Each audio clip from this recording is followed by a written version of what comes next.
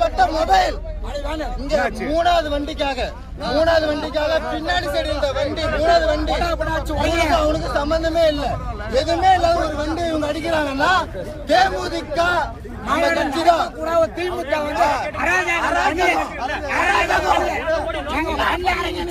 இந்த நீங்க இப்ப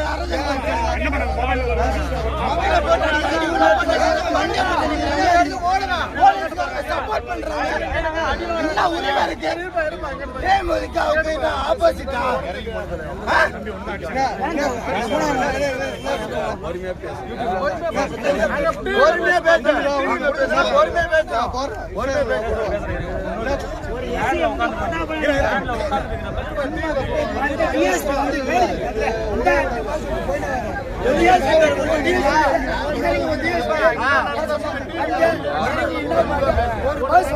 கூட்டணி சேரும் நினைக்கிறீங்க?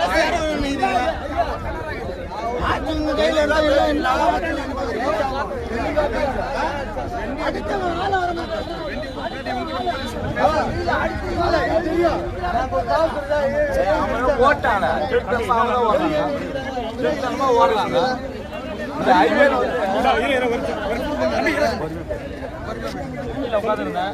பின்னாடி பின்னாடி வண்டி எல்லாத்தையும் எடுக்கிறது தள்ளிக்கிட்டே வந்துருந்தேன். போலீஸ் எல்லாமே வந்துட்டு இருக்கிறப்ப நானும் வண்டி கிட்ட வந்தேன். எல்லாரும் வந்துட்டு இருக்கான்னு சொல்லிட்டு நானும் என் வண்டி கிட்ட வந்தேன். வண்டி எடுக்கணும் ஒரே தான் எடுத்துறேன் சார் வண்டி சீட்டில் தான் உட்காந்துருந்தேன். டக்குன்னு அடிக்க ஆரம்பிச்சாங்க. டக்குனு லத்தியை வச்சு ஃபஸ்ட்டு என்னோட ஜன்னல் இருக்குல்ல ஜன்னல் ஒரு அடி அடிச்சாங்க. அதுக்கப்புறம் சார் இருங்க சார் என் கையில் வச்சு கையில் அடிக்கிறாங்க.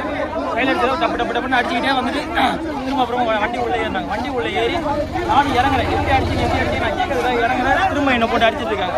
லத்தியை வச்சு அடிக்கிறேன், கையை வச்சு அடிச்சு அடிச்சா அடுத்த செகண்ட் தெரியல எல்லாம் போயிட்டு இருக்காங்க. பசங்க எல்லாமே சேர்ந்ததுக்கப்புறம் அந்த போலீஸ் எங்கே போனாருன்னே தெரியல. அவர் மட்டும் போயிட்டாரு. என் ஃபோனு ஓட்டுருக்காங்க. அப்படி என் ஃபோன் கட்டியில் அடிக்கும் போது தடுக்கிறப்போ என் ஃபோனில் அடிச்சுட்டாங்க.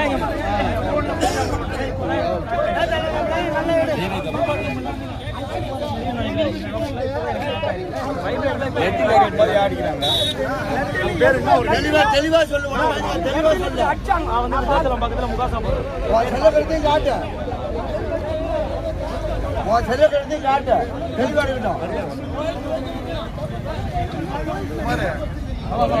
தெளிவா பண்ணா இந்த ஹைவேல பஸ் ஓட்டாங்க கொஞ்சம் புதுசா இல்லையா? அடிக்கிறதுக்கு